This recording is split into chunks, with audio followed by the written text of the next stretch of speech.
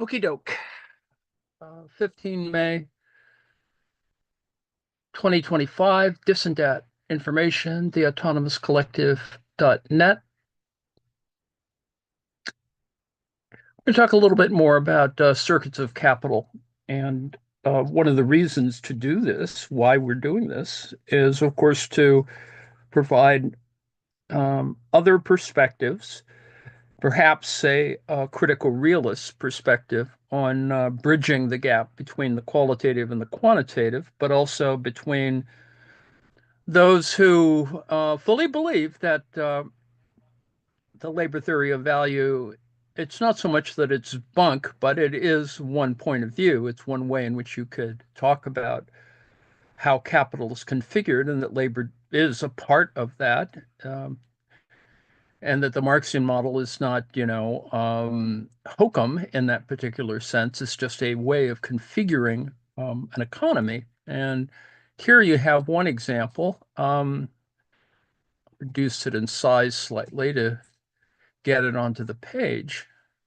But you can see that the production, reproduction, and destruction of space, place, and nature engages a variety of things, including where labor fits in, where distribution is, where commodities are, commodities and production, means of production, labor power. There's labor power on this side, means of production on this side, which include a whole variety of things included in capital, fictitious capital, rent, interest, a whole bunch of other things, but they all fit. I mean, they fit in a way that's not unreasonable. Now, you may decide that in the age of digital production, that labor power is less of a feature, but I'm sure that you have to think about that the means of production do have some labor component, and without going to this sort of congealment model, you could certainly say that there are ways in which one can configure energy and a variety of other things in terms of material construction and interaction. And that Marx brings to it the fact that people are around and that they're making some um, taking actions that nature might not work out well with, and we've seen that. So I've described these with a variety of other readings. What I'm going back to in this particular chat today is something, and I won't read from it because it really is, when you go back too far, it gets historically disjointed in some ways. Um, but the idea is still good, and that is Capital Volume 2, which we have looked at. What we're going to look at is paper 3 of a couple of folks who, Eldred and Roth, who did a guide to Marxist Capital in 1978. That was pretty elemental, but fundamentally the same as other people's. It lists some of the very common things, treated the topics of the circuits of capital, the time of circulation, cost of circulation, division of capital, turnover, fixed and circulating capital, and reproduction of social capital. And it is widely available, rarely discussed with respect, although, well, anyway. And the ideas there are essentially the same as some examples, maybe pre-Steedman, that pre-Ricardian or non-Ricardian in one sense, but not too dissimilar. And eventually, the discussion of circuits of money capital in both senses, circuit of money capital within the context of commodities, producer effective demand, et cetera, but also within the idea of reinvestment and distribution are also still possible within the model. So it's not like we'd forgotten about it. And returning to it, reminds us that there are Department One and Department Two, a sphere of production and a sphere of consumption, with a variety of relations. Um, Commodification and concentration occur in the overlap between the two spheres, that there's overproduction, technological dynamism, and appropriation on one side, and on the other side, overproduction as well. That is the idea where how is it that crises occur? They occur because of either um, overproduction, overconsumption, um, and a variety of other reasons, of course, that you can see in a matrix form, but that there are also certain ideas. While we may think of them as external, I'd like to think of them as connected. And I think when you see how Eldred Roth describe in an empirical way how Department One and Department Two relate to each other and how they uh, describe the circuit of capital, that is from money to money prime or from commodity to commodity prime, you can see that it is not a single phase that we're looking at, with that it always implies that there is always multiple things going on that are about six, seven, and eight in this description. That is, they're about acceleration, alienation, and financialization, while seemingly external, when we go back to our original example up here with uh, the David Harvey diagram, we can see that this still includes, the idea of financialization and alienation, et cetera, are ways in which we can describe these sets of relations up here, and effects on what we can call consumer effective demand on one side and producer effective demand on the other. And so this is the idea. At the end of it all, it is the realization of value in money form that is important in this kind of moving forward, and that is the result of the production of commodities of value and surplus value and valorization. All of that is going on, and it cycles through, as you can see here. It moves up and then it comes back, and its relation to things like wages, taxes, profit, etc., are distributional issues that are problematic, ones that are currently issues of fairly obvious ideas about greed, and people don't want to give up people don't want their stuff taken. Um, so that this seems more complicated, but it's not. It is essentially the same equation. Here is C M C C M MCM and CMC. CMC is that's all happening in the same context. All of those equations that we're looking at, or algebraic expressions, are no different. There's labor power, means of production, factor market exchanges. You know, MCM prime. It's M, MCCM prime, and that's kind of what goes on here.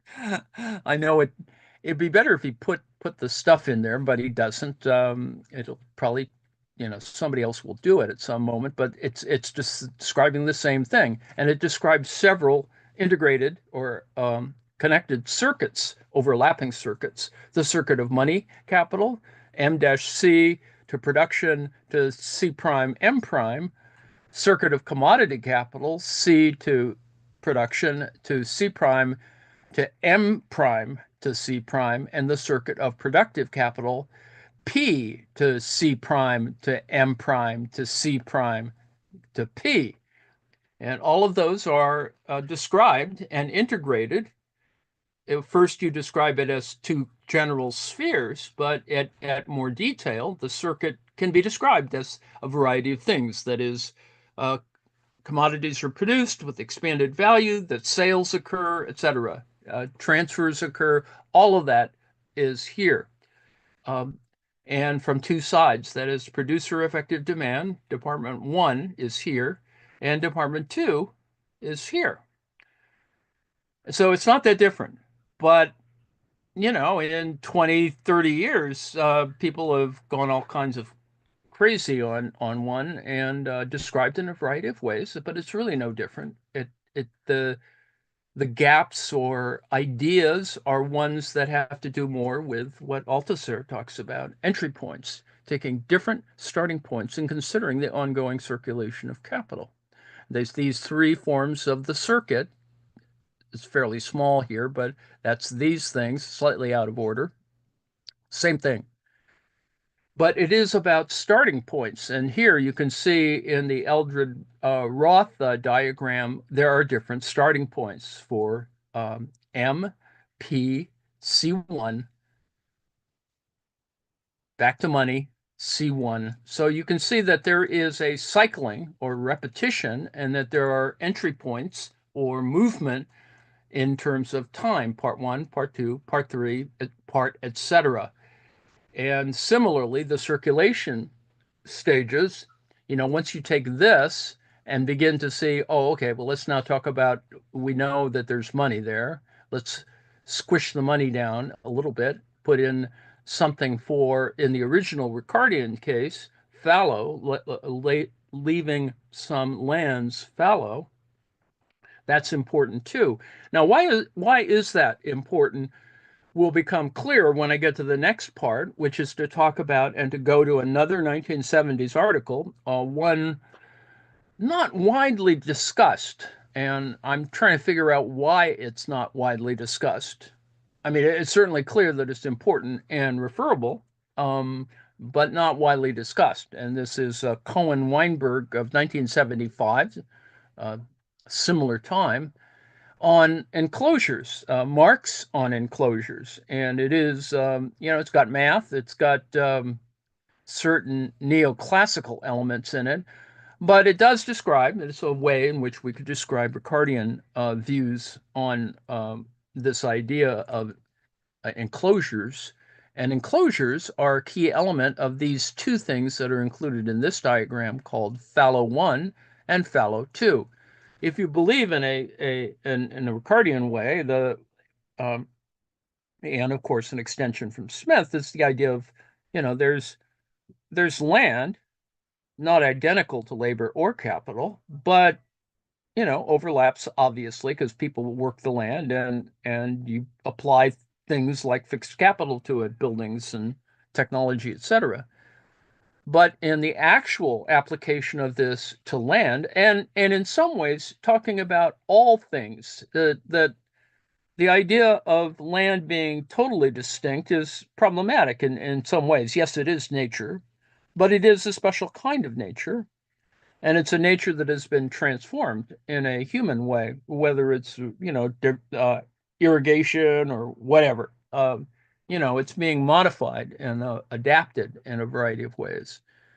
And so those kinds of issues are at work. And so fallow is part of that idea that helps move things forward because fallow land is one that is left alone in the growing cycle.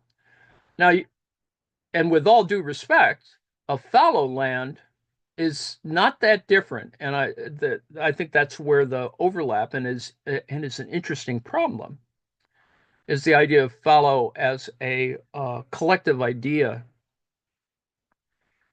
as in describing the state of the commons. So it's a little bit more interesting in that sense. So that's a kind of a proxy constant capital in that sense. And because it's mobile, because it's not always fixed, and it's not always as regular as we say. Because it's, you're putting different crops. The whole point of the rotation is to leave one fallow, but you're also modifying the other two or three land areas, assuming that you have divided your plot into four quadrants. So and this idea of a kind of fixed capital is sort of at work as well. And now this is the assumption built on this by Eldred and Roth to accommodate those things, but with also to talk about different methods, um, including the money, including different kinds of circulation of capital. Um, and whether it's money or some other kind of technology or something else. And so it's building out from this simple basic sketch. We start with this. In Eldred and Roth, it becomes this, and it gets a little bit more complicated. And ultimately, if we reduce this down here, and they spent a fair amount of time putting this together, but this is no different than Marx trying to do this with all of his arithmetic. He just didn't put enough, didn't think about it diagrammatically. But in fact, that's what Marx was thinking about as well. It's not like he wasn't thinking about this. It's just that Eldred and Roth try to actually work it out so that it looks kind of reasonable. And when we're thinking about talking about, for example, the proletarianization of agricultural workers, for example. So there's that.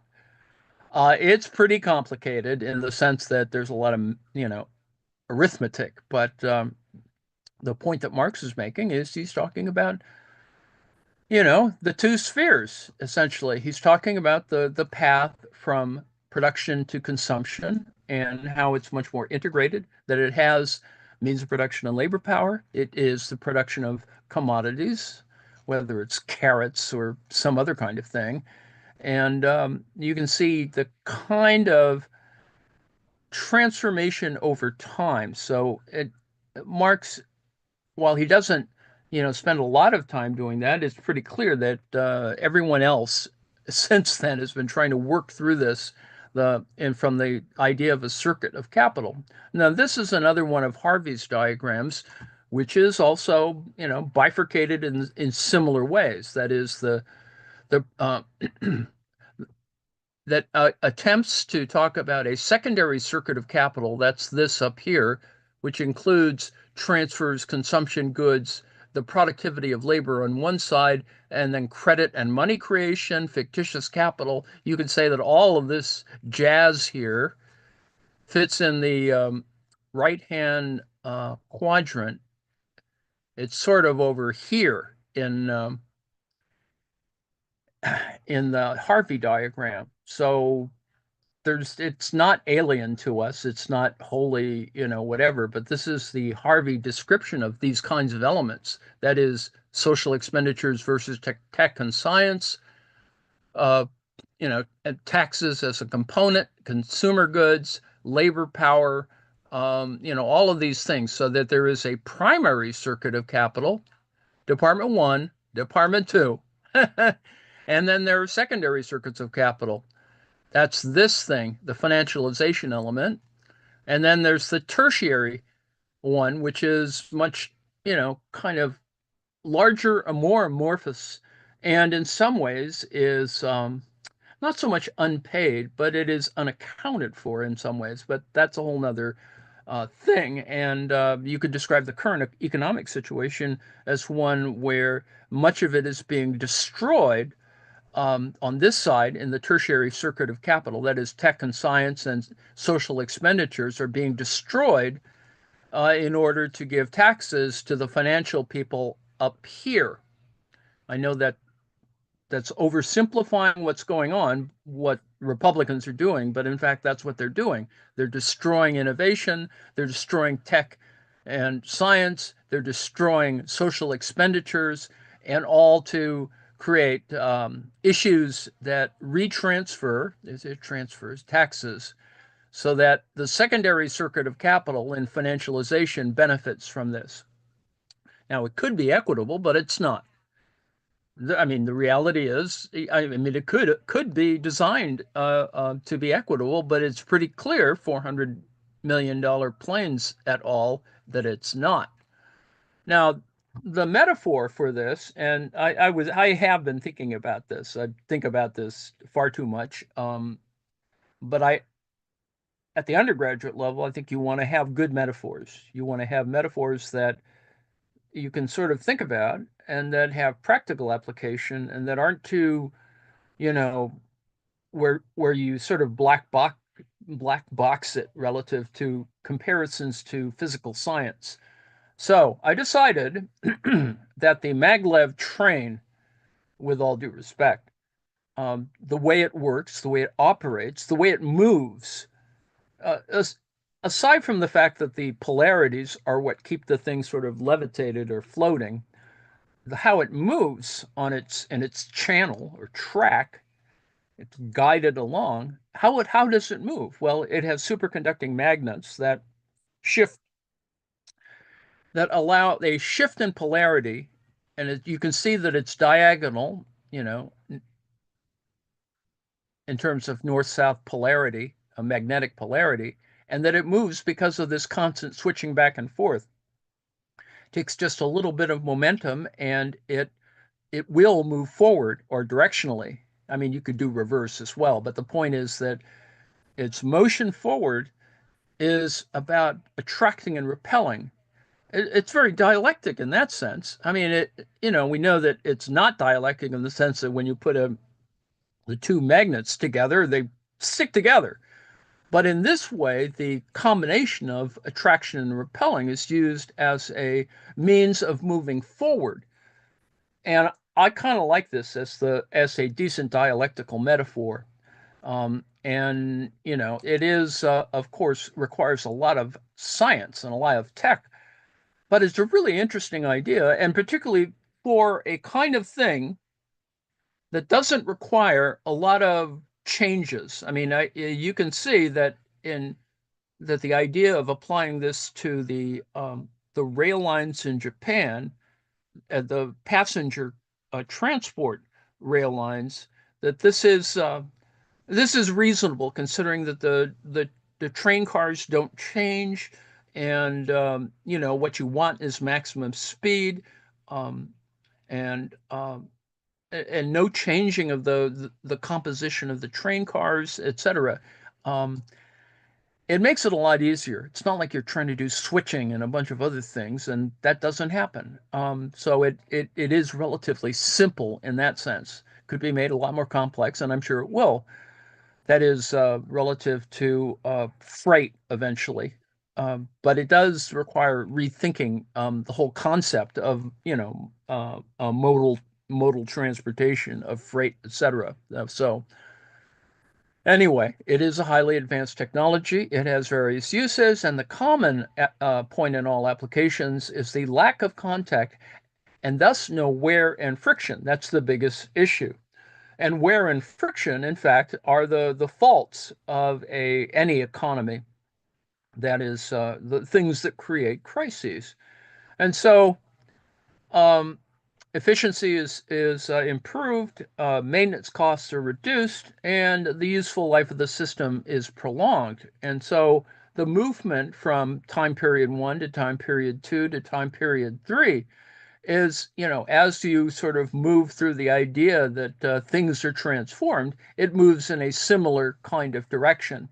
Now, it's not identical, and it's not like we need magnets to do the economy, but the idea that movement is driven by things that are not necessarily in direct contact, but that are indirectly motion and movement, describe motion and movement.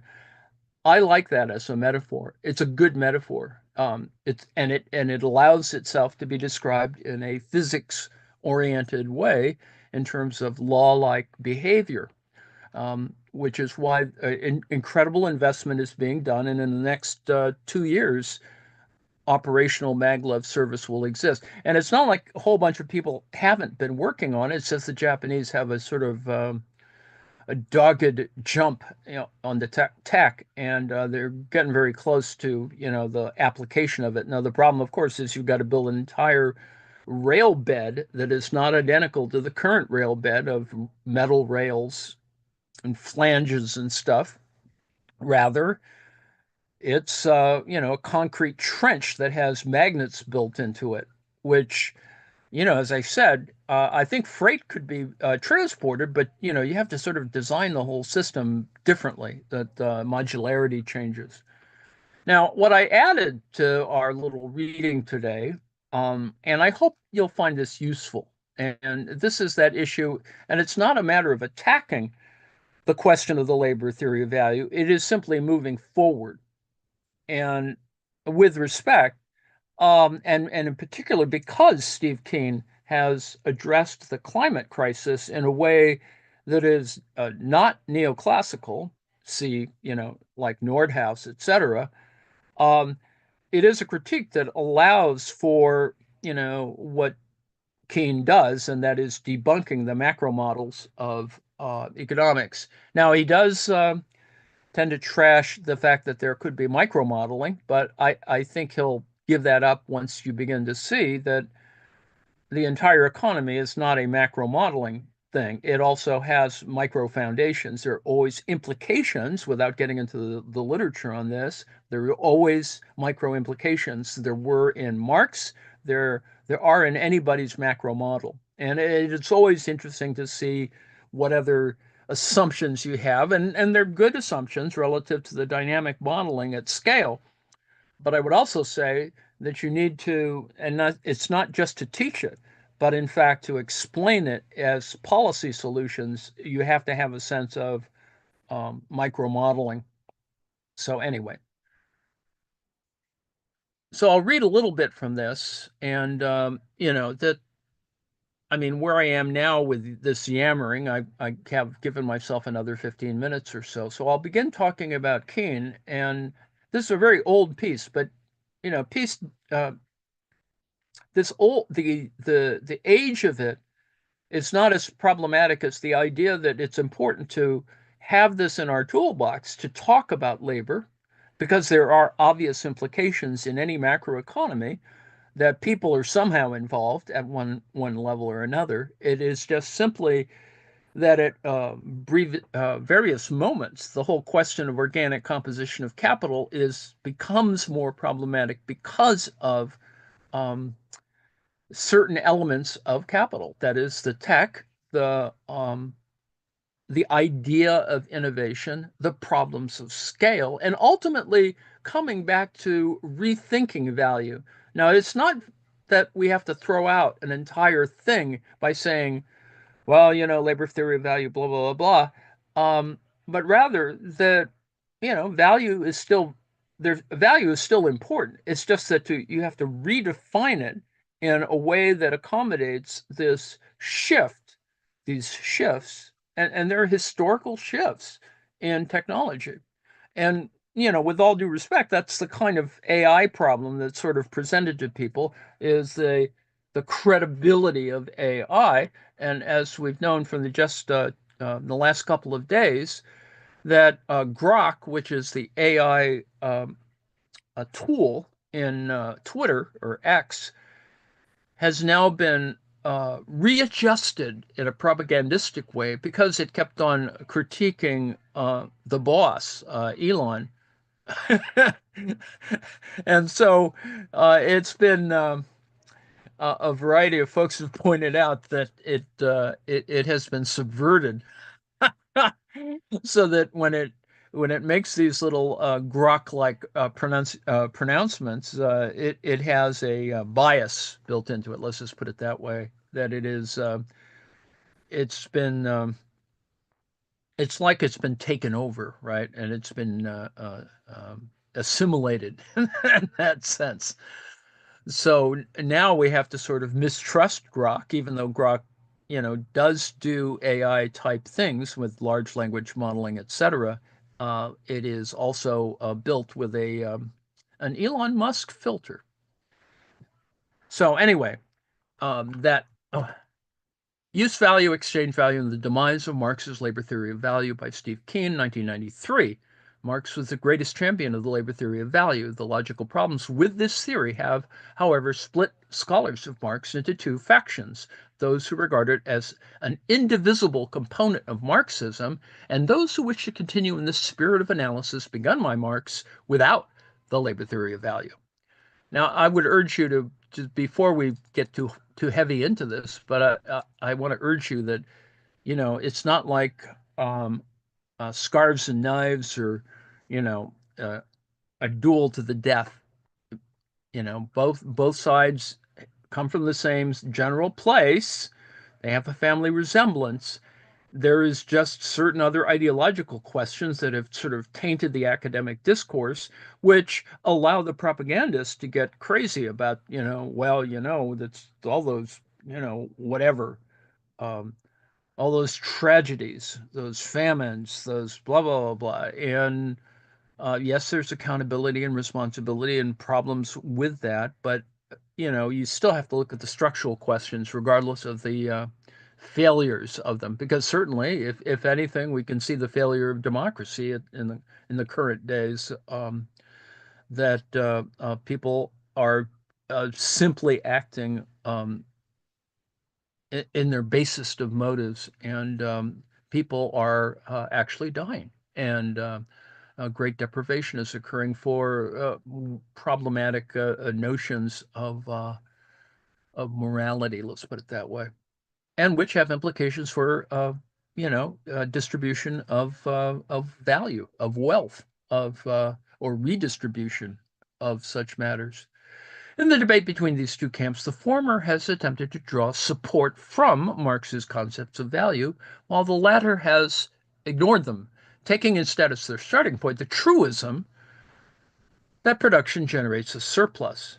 And so you could do both, and that's kind of why critical realism is a kind of important notion, because as a matter of scientific discourse, you sort of have to just say, okay, well, maybe that one or the other is a kind of folk science of some kind, which is a problem in philosophy of science. But um, you know, well, anyway, back to Keynes sort of rummaging around.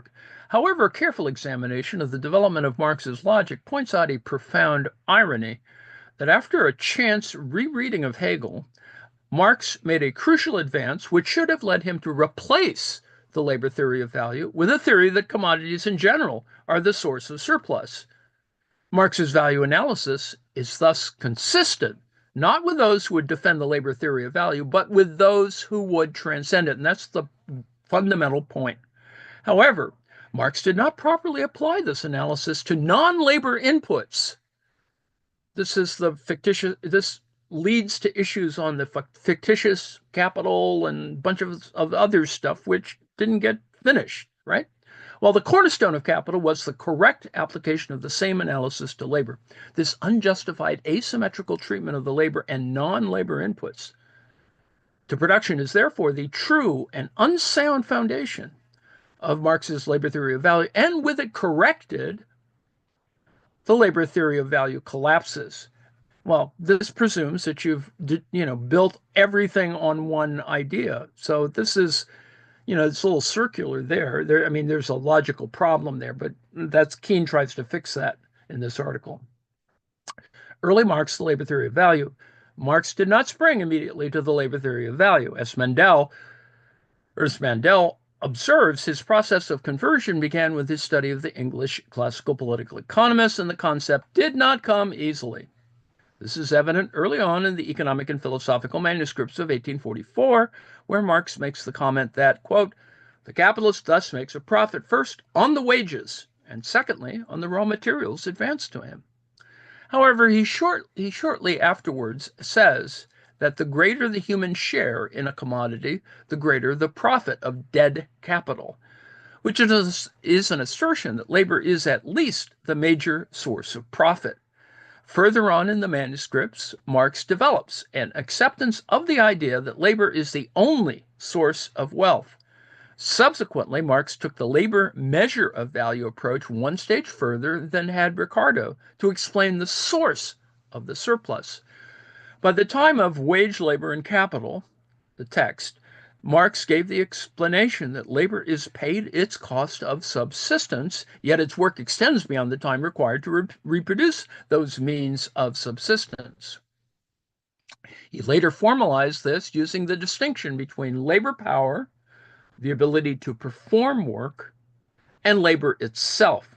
Now, capitalists purchase labor power by paying for its cost of production and receive the far greater quantity of its ability to produce value. Quote, the worker receives means of subsistence in exchange for his labor power, but the capitalist receives in exchange for his means of subsistence labor, the productive activity of the worker, the creative power whereby the worker not only replaces what he consumes, but gives to the accumulated labor a greater value than it previously possessed. And so this is where the asymmetry comes. So the concept of use value. The concept of use value was also undergoing development at the early stage of Marx's introduction to political economy. As with the labor theory of value, Marx's initial understanding of use value was quite different to his final understanding of use value. In the course of a powerful insight into the conflict between Ricardo and Malthus, Marx expressed, in dialectical garb, the opinion that use determines value, which is hardly consistent with a labor theory of value. Having criticized Ricardo and Say for forgetting in the debate over thrift versus luxury that there would be no production without consumption, Department 1 and Department 2, he continues that it is use that determines a thing's value and that fashion determines use. Now, however, by the time he came to part company with Proudhon, remember this is later on, and recall that what Proudhon represents is a kind of utopian uh, socialism slash anarchy.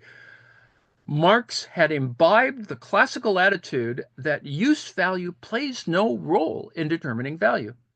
Now, Marx's critique of Proudhon's reasoning is an interesting portent of his later developed approach to the distinction between use value and exchange value. Now, while he rightly dismisses Proudhon's attempt at dialectics, it could be well that, Proudhon laid the seed which later germinated in the Grundrisse. According to Marx, the gist of Proudhon's attempt at a dialectic was that things of the lowest utility have the highest value, while those with the highest utility have the lowest value, and labor value provides a reconciliation between these two extremes. Now, Marx dismissed this firstly as ignoring the role of demand. Remember, demand is even in Harvey's diagram in determining scarcity, and secondly, is dressing up in complicated terms the precise, clear, and simple language of Ricardo in order to arrive at the determination of relative value by labor time. The determination of value by labor time is for Ricardo the law of exchange value. For M. Proudhon, it is the synthesis of use value and exchange value. So you can already see this is problematic. Thus, at this stage, Marx admits that use value is a determinant of demand, but the concept plays no active role in his logic. He is firmly of the opinion that all which is necessary to form the foundation of political economy can be found in Ricardo's analysis of exchange value.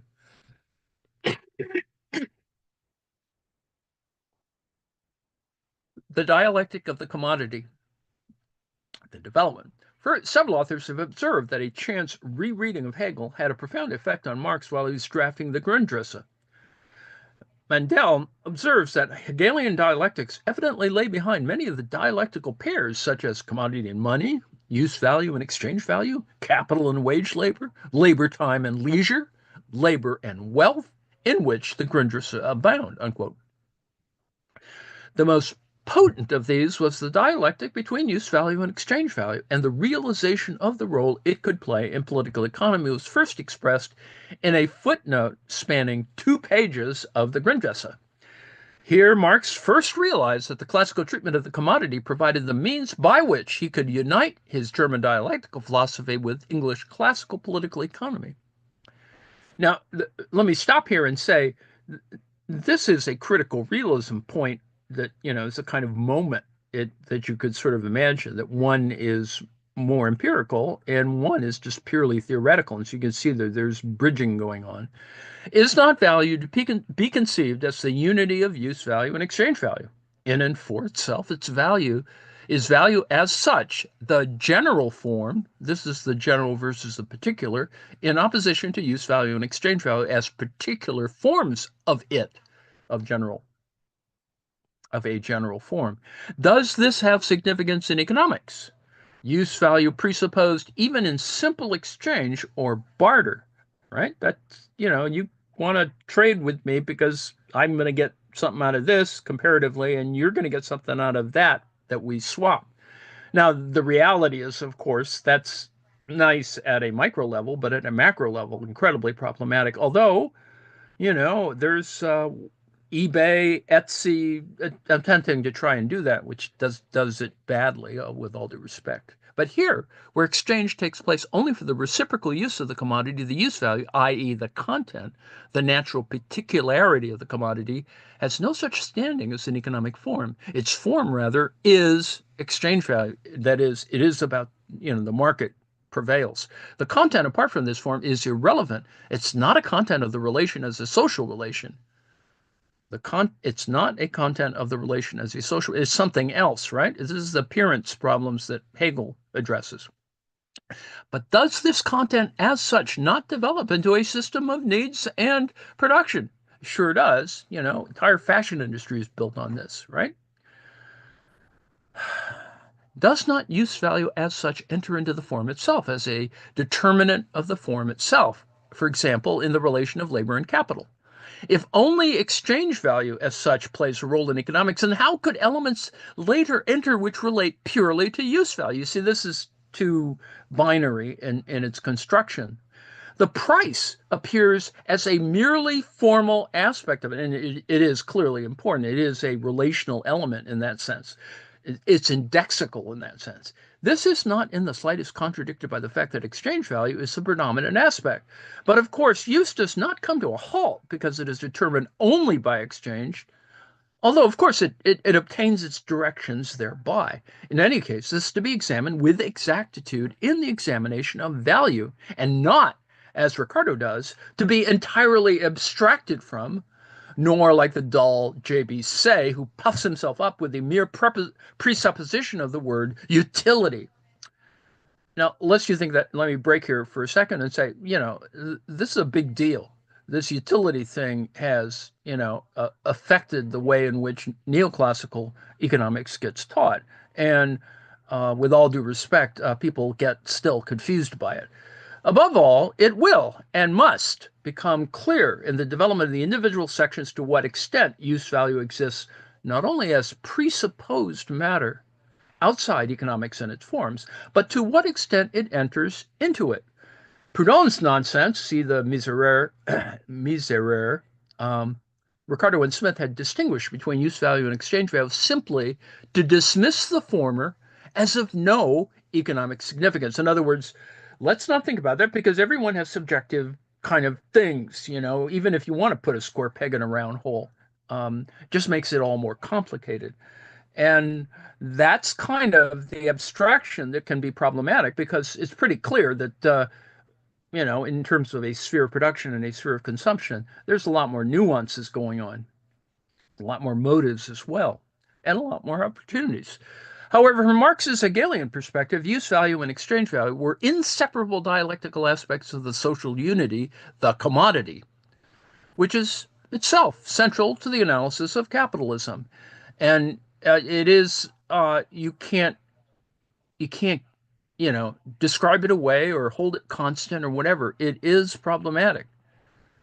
I mean, you can see this. Then one of the reasons why let me continue this break for a second and say, that's why I look at military goods because there's a whole set of problems that are not only consumption oriented, but they're also production oriented, and they reveal themselves in not only procurement but also in disposition, and we see that kind of working out every damn day in the current.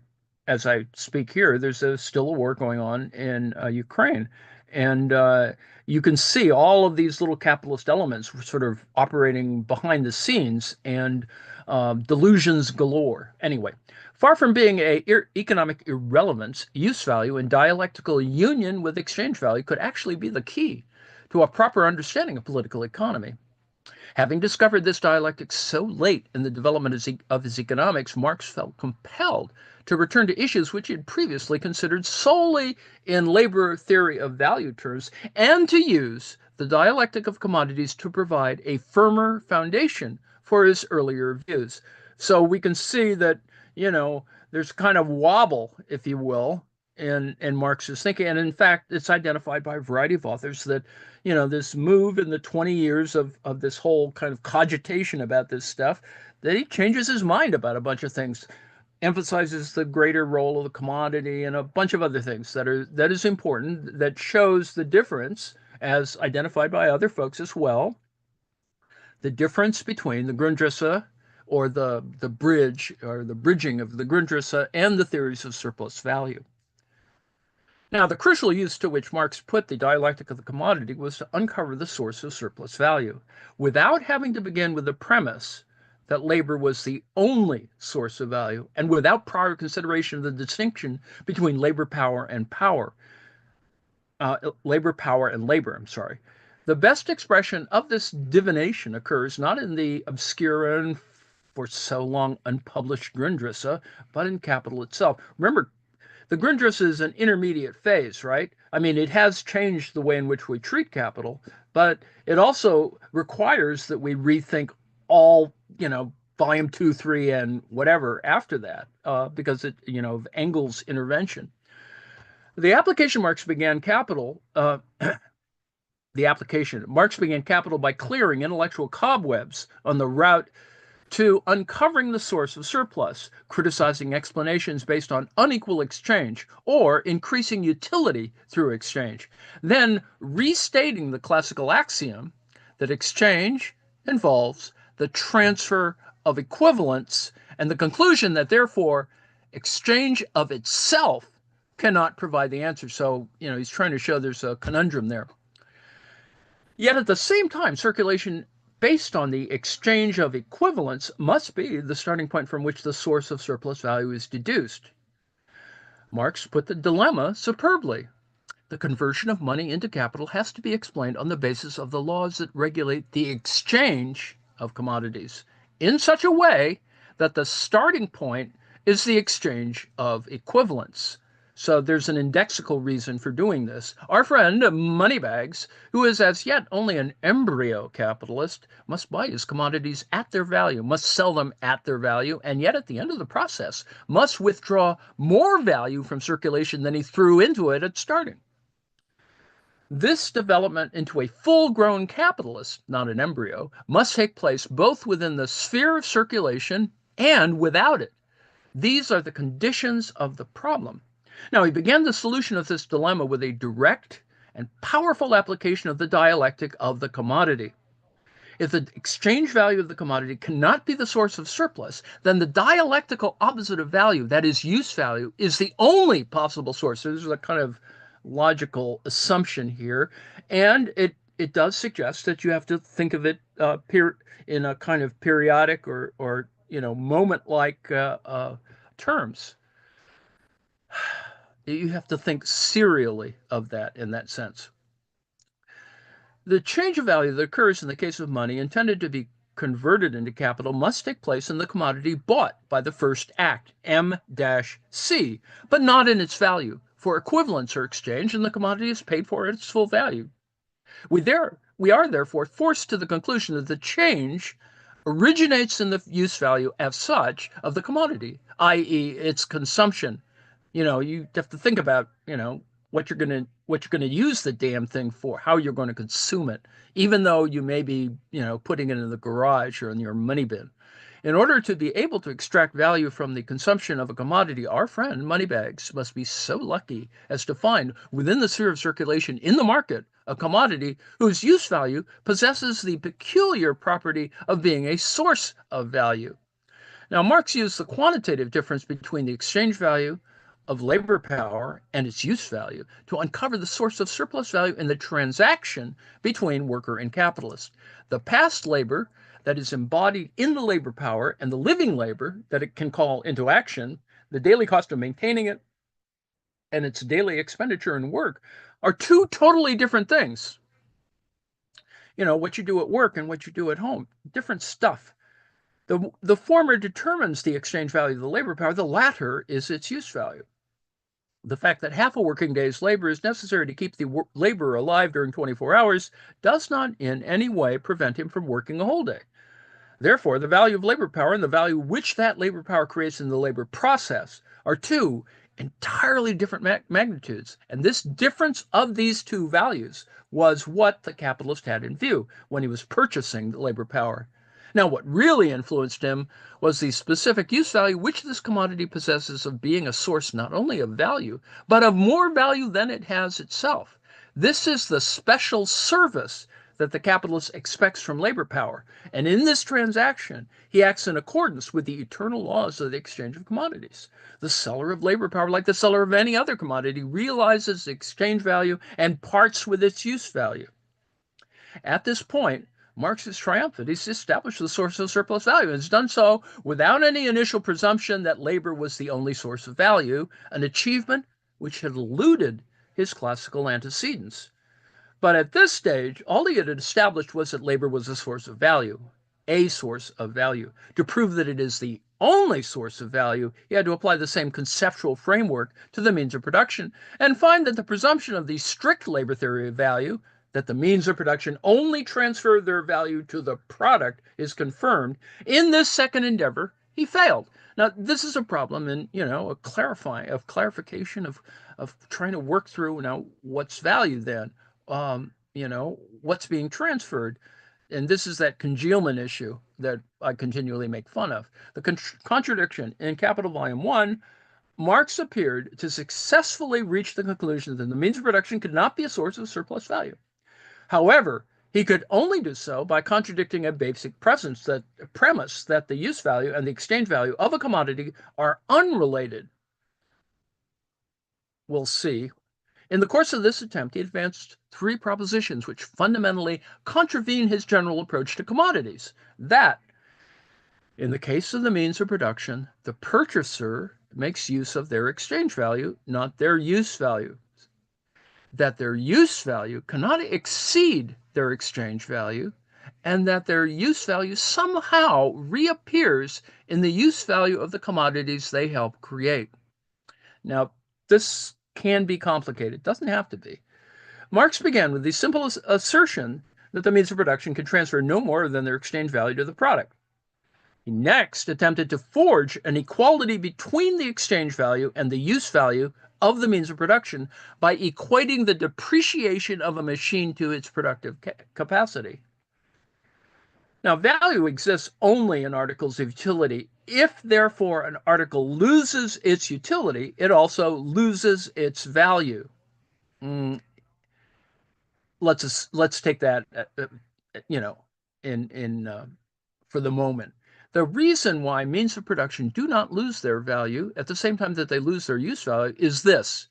They lose in the labor process the original form of their use value only to assume in the product the form of a new use value. Hence, it follows that in the labor process, the means of production transfer their value to the product only so far as, along with their use value, they lose also their exchange value. They give up to the product that value alone, which they themselves lose as a means of production. There are two erroneous propositions in this paragraph, while another is ambiguous. You can see that this can get a little nuts.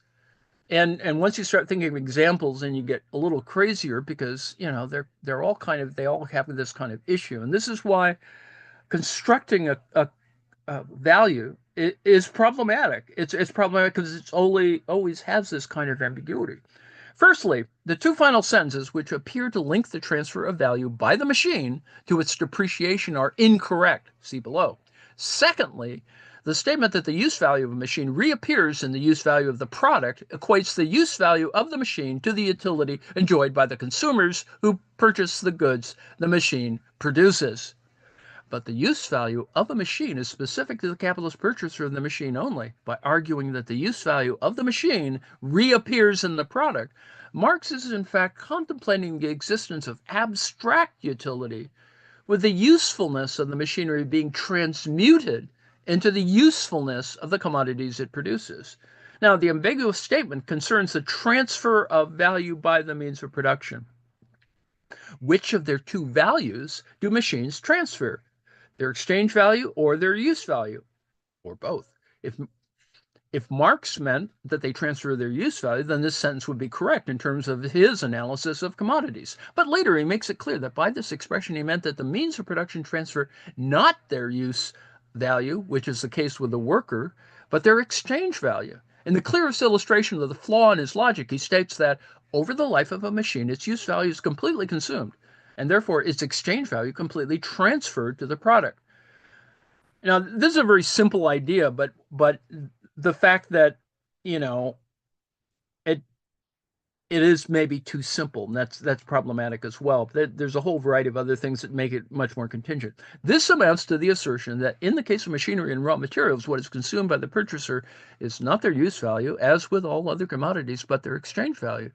This ambiguity reappears as Marx discusses the example of a machine which only lasts 6 days.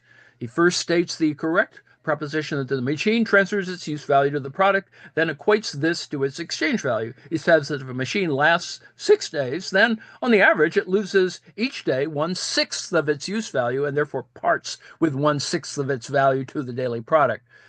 Initially, he draws the correct, if poorly stated, inference that the means of production never transfer more value to the product than they themselves lose during the labor process by the destruction of their own use value.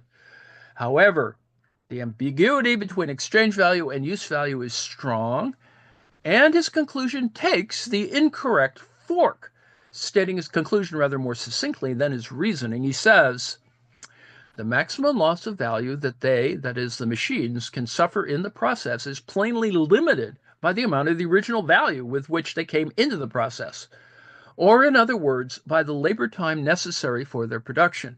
However, however useful a given kind of raw material or a machine or any other means of production may be, although it may cost 150 pounds, yet it cannot, under any circumstances, add to the value of the product more than 150 pounds. So this is, he's trying to get the simple math to work out and doesn't want to start approaching the problem is that in one time period you could say, well, yeah, everything's, consumed, it's all integrated, everything, is perfectly transferred, but in time two, that may not be the case. And he needs to sort of, as any good historical materialist would say, well, he sort of has to sort of assume both things, and or that there's problems in moving from one historical moment to another. So essentially, Marx reached the result that the means of production cannot generate surplus, cannot the means of production cannot generate surplus value by confusing depreciation or the loss of value by a machine with value creation. Now, the truisms that the maximum amount of machine that a machine can lose is exchange value, and that a machine's exchange value will fall to zero only when its use value is completely exhausted, were combined to conclude that the value a machine adds in production is equivalent to the exchange value it loses in depreciation. Now, with the value added by a machine equated to value lost, no net value is transferred to the product, and therefore only labor can be a source of surplus value.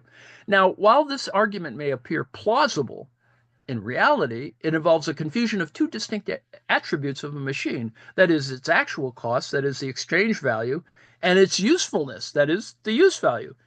From the Marxian perspective, depreciation is the writing off of the original exchange value of a machine over its productive life. Consequently, the maximum depreciation that a machine can suffer is its exchange value. How much do you pay for it? As it wears out, both its residual value and its usefulness will diminish, and both will terminate at the same time. However, it does not follow that the usefulness, that is, the value creating capacity of the machine, is equal to its cost, the depreciation. Though a capitalist will write off the latter completely only when the former has been extinguished, the two aspects are nonetheless completely different and unrelated. There's no reason why the value lost by the machine should be equivalent to the value added. An analogy with labor highlights the fallacy involved in equating these two magnitudes. If workers receive a subsistence wage, and if the working day exhausts the capacity to labor, then it could be argued that in a day, a worker depreciates by an amount equivalent to the subsistence wage, the exchange value of labor power. However, this depreciation is not the limit of the amount of value that can be added by a worker in a day's labor, the use value of labor. Value added is unrelated to and greater than value lost. If it were not, there would be no surplus.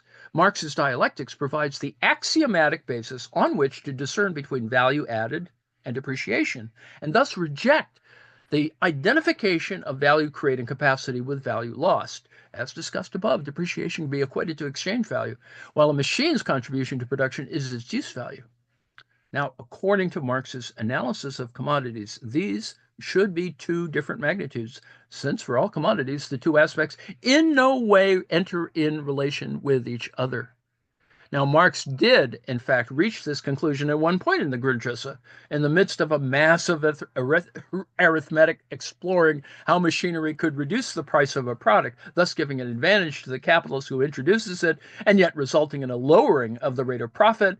Marx suggested precisely the method that he should have used to apply his dialectic of commodities to the question of the value productivity of machinery. Quote, it also has to be postulated, which was not done above, that the use value of the machine significantly greater than its value, that its devaluation in the service of production is not proportional to its increasing effect on production.